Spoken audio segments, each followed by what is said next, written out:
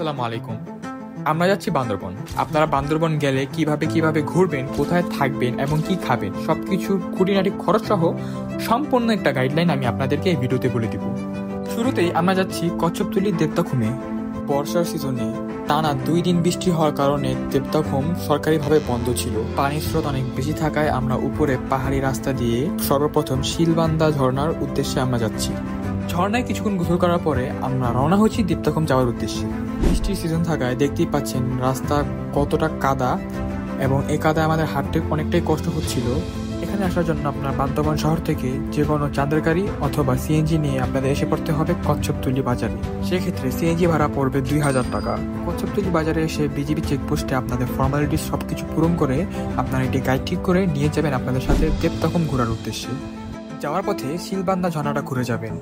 ফেরার পথে পানি বেশি থাকার কারণে আমাদের 5 ঘন্টা ট্রেকিং করে এই উঁচু ভয়ঙ্কর রাস্তা দিয়ে আমাদের কচ্ছপতলী আসতে হয়েছে। রাস্তাটা খুবই দুর্গম ছিল এবং রোমাঞ্চকর ছিল। আপনাদের যদি আরও কিছু জানার থাকে তাহলে অবশ্যই আমাকে কমেন্টে জানাবেন।